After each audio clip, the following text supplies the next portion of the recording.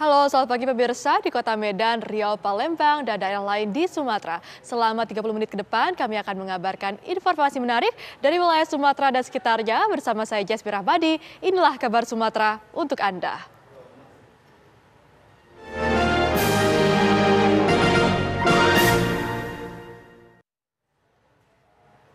Pemirsa, Polres Lampung tengah berhasil menangkap pelaku pembunuhan yang terjadi di Kampung Selagai Lingga, Lampung Tengah, Lampung. Pelaku dan korban sempat berduel yang dipicu masalah pribadi antara pelaku dan juga korban.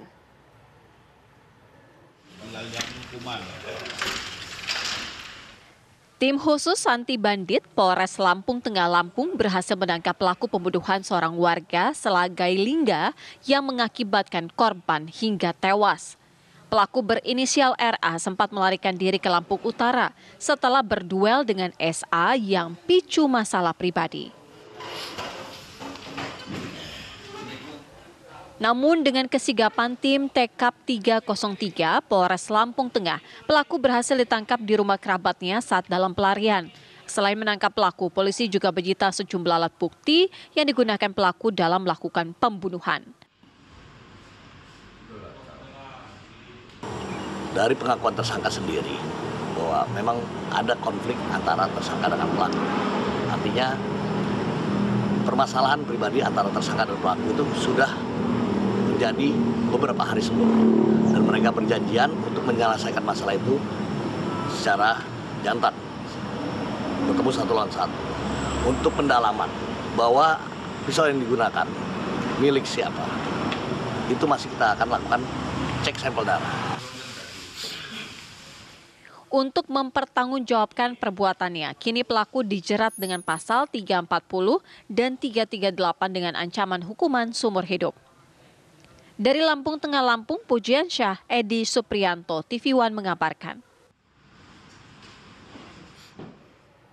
Tarif jalan tol Trans Sumatera Lampung, ruas Bakauheni, Terbanggi, besar naik 60% sejak 25 Mei 2023 lalu. Perubahan tarif nyatakan telah sesuai undang-undang.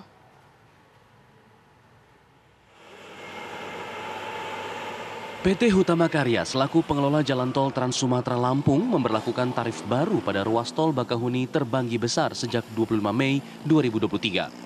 Pemberlakuan tarif baru di jalan tol sepanjang 140 km ini diklaim untuk menjaga iklim investasi jalan tol tetap kondusif yang berdampak pada keberlanjutan jalan tol Sumatera. Adapun tarif baru untuk kendaraan golongan 1 sebesar Rp189.500, golongan 2 dan 3 Rp284.500, golongan 4 dan 5, Rp379.000. Kenaikan ini terasa cukup signifikan karena naik sekitar 60% dari tarif awal. Pihak pengelola jalan tol menjelaskan perubahan tarif sudah sesuai undang-undang tentang jalan, di mana penyesuaian tarif jalan tol berlaku setiap 2 tahun. Sebenarnya sekali lagi untuk kenaikan ini sebetulnya untuk menyesuaikan untuk iklim investasi jalan tol yang kondusif itu gunanya untuk apa? Nanti kita ini juga mengacu dari Undang-Undang 2/2022 bahwa kita ini setiap 2 tahun juga harus mengikuti kenaikan setiap 2 tahun dan evaluasi pemenuhan SPM ya. SPM. Sejumlah pengguna jalan tol ini mengaku terkejut dengan kenaikan tarif baru tol ruas Bakauheni Terbanggi besar. Mereka pun meminta kenaikan tarif diimbangi dengan peningkatan layanan. Ya kalau kita masyarakat ya pengennya memang ada peningkatan ya. Tarifnya naik ya otomatis peningkatannya harus lebih baik lagi. Di jalan misalkan. Di jalan mungkin ada kendala jadi ada yang siap gitu kalau ada kendaraan yang macet. Penyesuaian tarif tol ini tak lepas dari naiknya hitungan tarif per kilometer dari semula Rp844 per kilometer, kini menjadi Rp1.350 per kilometernya. Atas penyesuaian ini, PT Hutama Karya memastikan peningkatan kualitas jalan dan penambahan fasilitas jalan tol. Dari Bandar Lampung, Provinsi Lampung, Pujiansyah, TV One mengabarkan. Pemirsa, kami akan kembali hadir dengan sejumlah kabar menarik lainnya. Tetaplah bersama kami.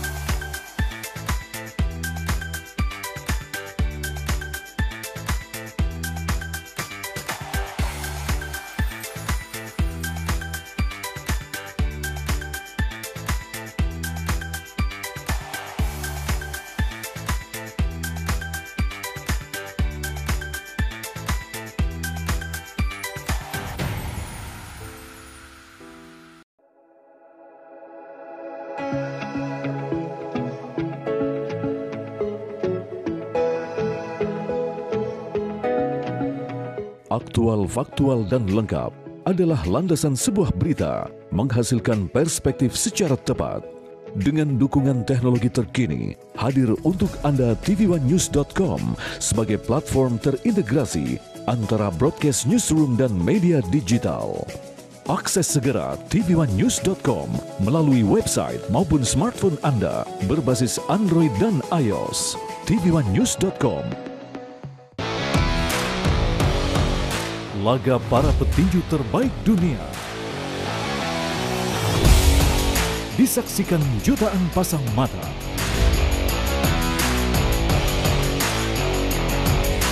Menyajikan kelas pertandingan yang berbeda.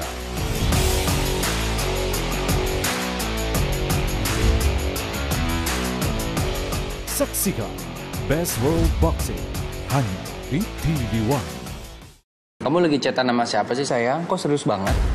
Aku lagi nonton sinetron mas di TV streaming. Habis aku males nonton di TV kita, gambarnya banyak semut. Sayang, sekarang kan siaran TV udah digital. Tinggal dipasangin set-top box-nya, langsung nyala. Ih, keren banget mas. Aku pindah nonton di TV aja. Lebih enak nonton di TV kan daripada di handphone, nanti sakit matanya. Udah gitu siaran TV digital ini banyak banget pilihan programnya. Bersih gambarnya, jernih suaranya, canggih teknologinya. Siarannya gratis dan nggak pakai kuota internet. Sukseskan migrasi digital, siaran TV digital. Keren! Assalamualaikum warahmatullahi wabarakatuh. Karena apapun yang dilakukan pemerintah, kalau rakyat tidak percaya, itu akan kehilangan trust. Saya percaya orang-orang yang duduk di pemerintahan tahu apa yang harus dilakukan. Peranan dari pemerintah daerah itu menjadi kunci memimpin untuk pelaksanaan penanggulangan COVID. Karena rumah sakit ini penuh, akhirnya tidak ada pilihan lain kecuali isolasi mandiri.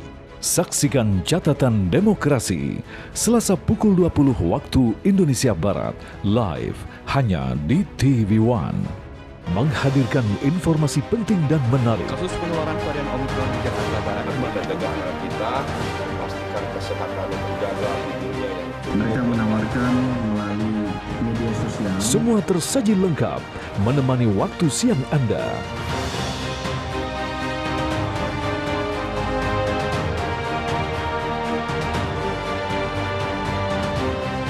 Saksikan Kabar Siang hanya di TV One.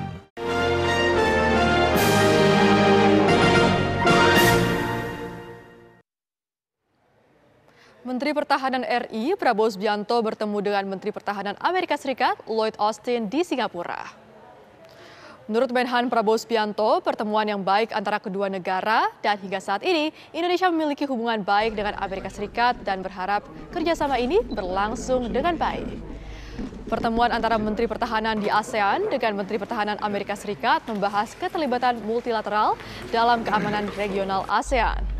Prabowo juga mengunjungi Sultan Johor di Istana Bukit Serena, Malaysia.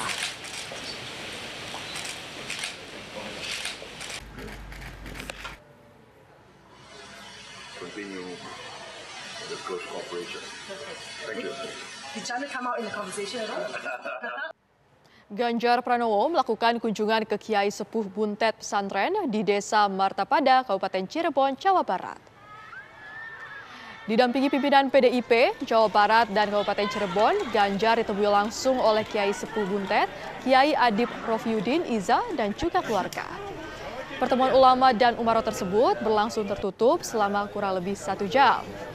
Dalam pertemuan tersebut, Ganjar banyak berdiskusi soal kebangsaan dengan Kiai Adib dan Ganjar mengaku mendapat banyak ujangan hingga ijazah doa dari Kiai Sepuh Buntet pesantren tersebut.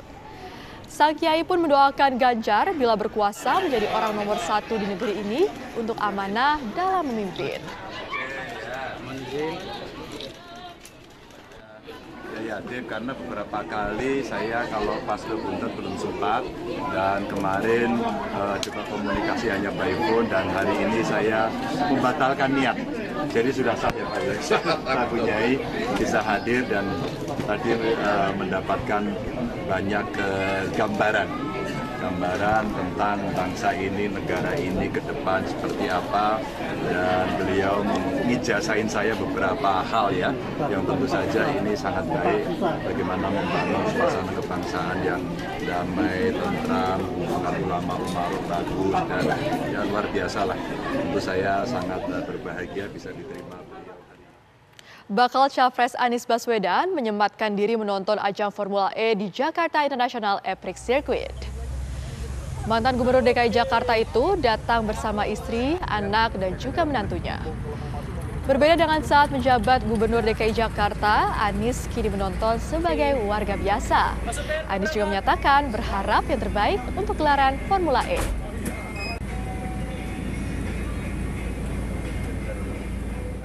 Event internasional yang membawa nama Jakarta, nama Indonesia itu baik untuk kita miliki. Bukan hanya Formula E, sekaligus menunjukkan kepada dunia bahwa kita punya kapasitas, kita punya kemampuan untuk menyelenggarakan event kelas global dengan peserta dari berbagai belahan dunia. Sehingga event-event seperti Formula E dan event-event lain itu adalah event kebanggaan Indonesia. Ini bukan tentang satu orang, ini bukan tentang satu kelompok.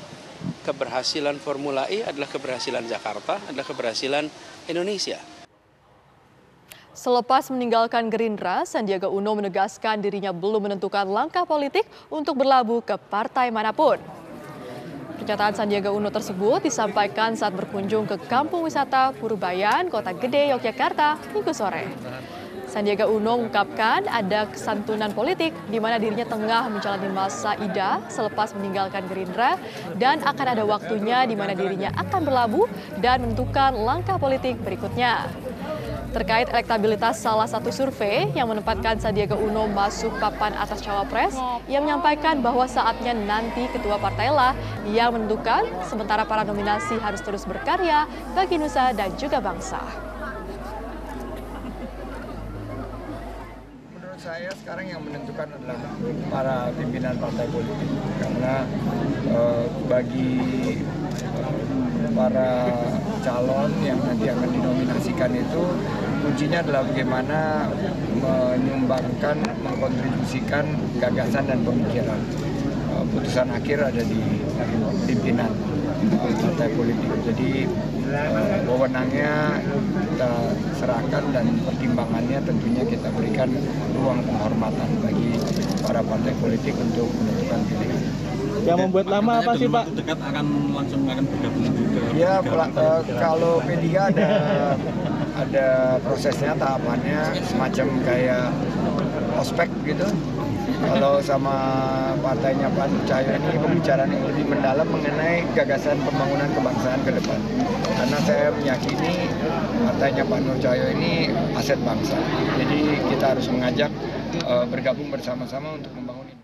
Ketua Mahkamah Konstitusi MK memastikan tidak ada kebocoran dalam putusan MK soal uji materi Undang-Undang Pemilu. Pasalnya, hingga saat ini Majelis Hakim MK masih belum memutuskan hasil uji materi undang-undang yang berpotensi mengubah sistem pemilu legislatif dari proporsional terbuka menjadi tertutup.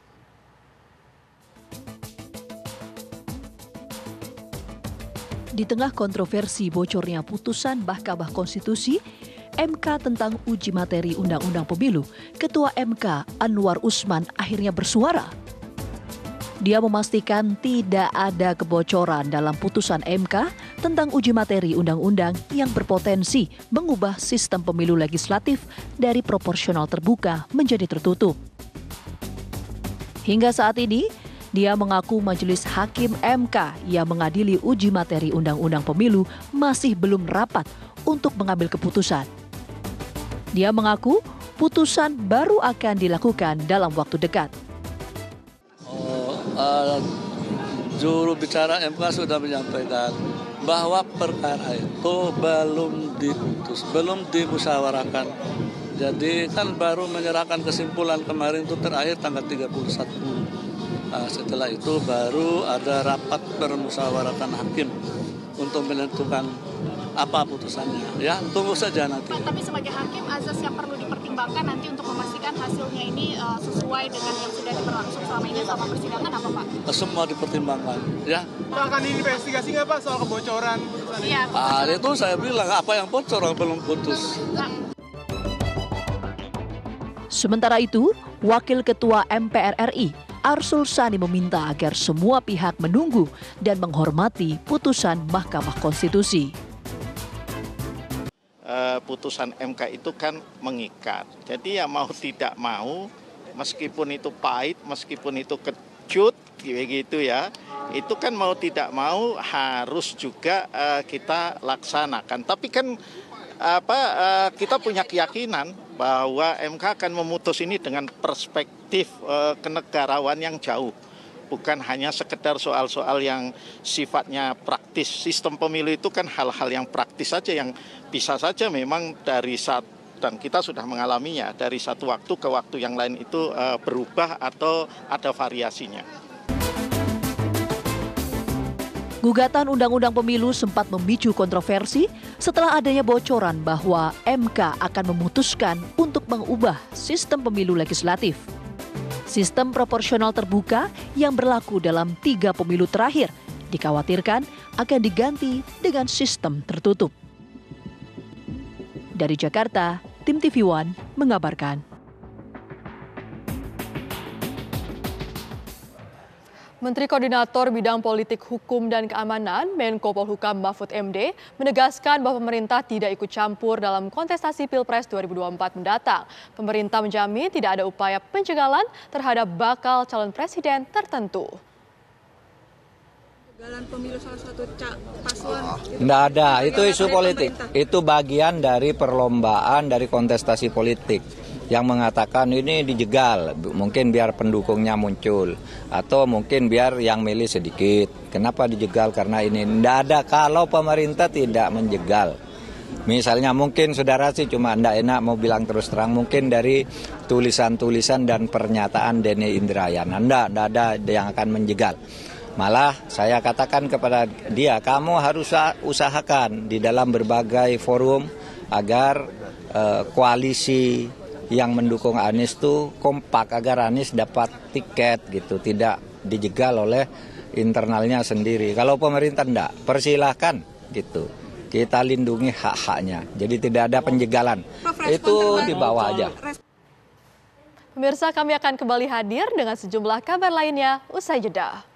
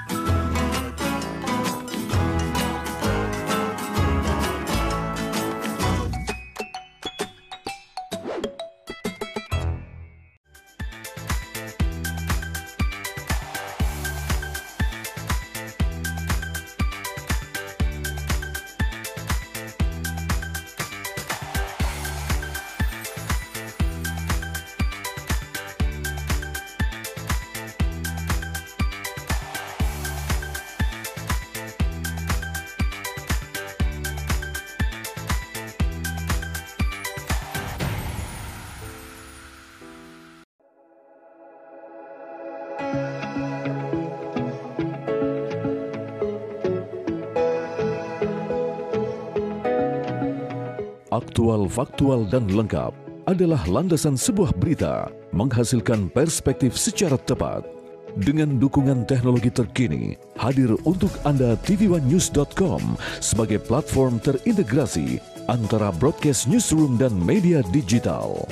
Akses segera tvOneNews.com melalui website maupun smartphone Anda berbasis Android dan iOS. tvOneNews.com. Laga para petinju terbaik dunia disaksikan jutaan pasang mata.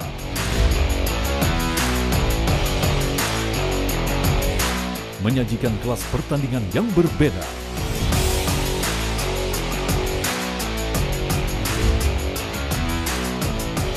Saksikan Best World Boxing hanya di TV One. Kamu lagi chatan sama siapa sih sayang? Kok serius banget?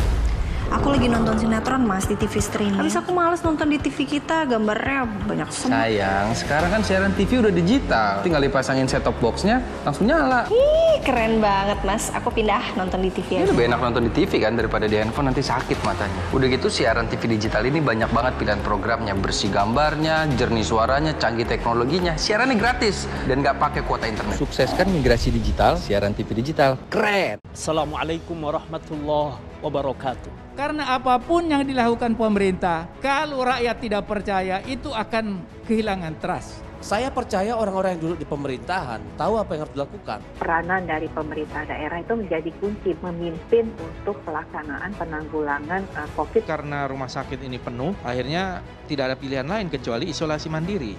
Saksikan Catatan Demokrasi Selasa pukul 20 waktu Indonesia Barat live hanya di TV One.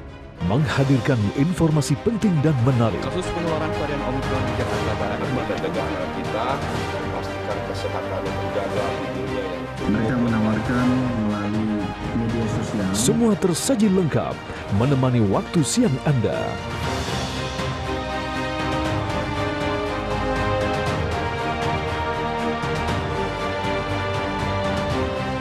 Saksikan Kabar Siang hanya di TV One.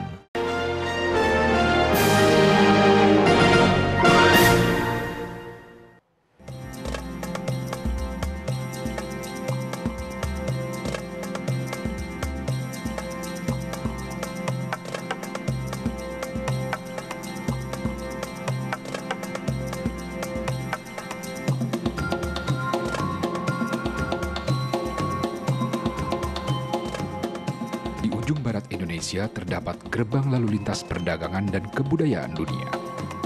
Sebuah gerbang yang menghubungkan timur dan barat selama berabad-abad. Tak hanya bermodalkan letaknya yang strategis, daerah ini juga mempunyai pesona alam yang begitu menarik dan karismatik. Inilah Aceh, serambi Mekah kepunyaan Indonesia.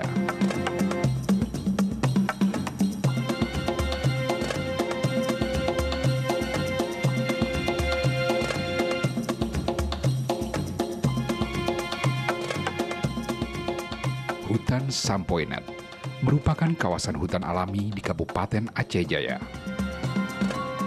Di hutanan rimbun ini, berbagai jenis flora dan fauna hidup di dalamnya. Tak terkecuali gajah-gajah liar yang diperkirakan banyak berkeliaran di dalam hutan.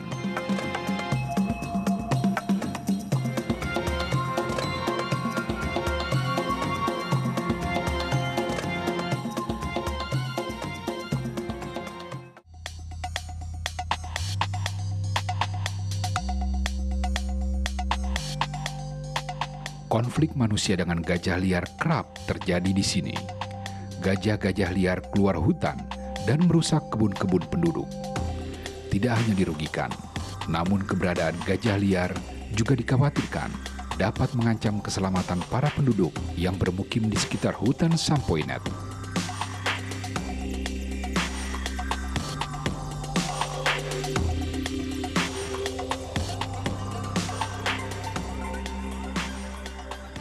Untuk meredam konflik antara gajah dan manusia, hutan Sampoinet dijaga tim CRU atau Conservation Response Unit.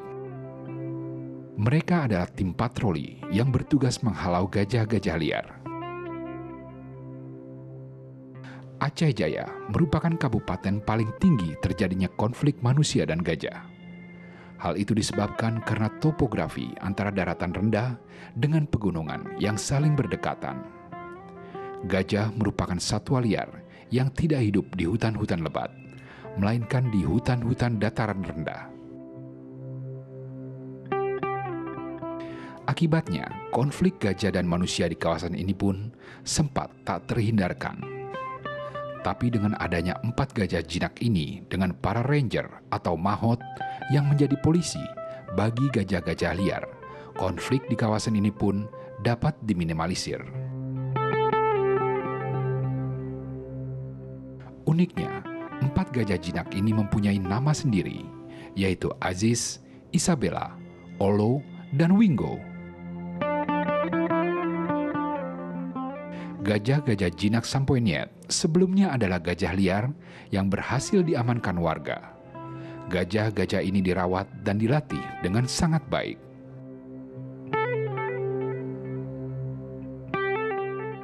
Empat gajah jinak ini ditempatkan di CRU Sampoiniet untuk waktu yang tidak ditentukan. Gajah-gajah tersebut akan melakukan patroli ke titik-titik tertentu di wilayah Sampoiniet untuk menggiring gajah liar agar menjauhi pemukiman warga. Dengan adanya 4 gajah jinak yang ditempatkan di CRU Sampoiniet, diharapkan konflik gajah dengan manusia bisa diatasi. Namun sesungguhnya, keharmonisan antara gajah dan manusia dapat tercipta, asalkan manusia tidak mengganggu habitat gajah itu sendiri.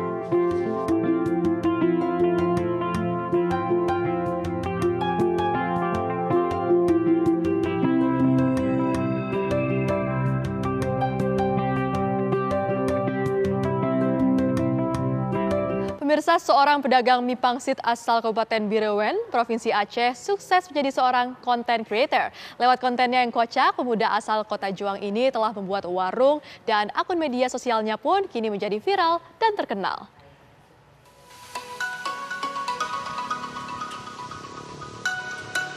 Konten-konten yang menampilkan cerita keseharian realita anak muda belakangan ini sering viral di berbagai jejaring media sosial.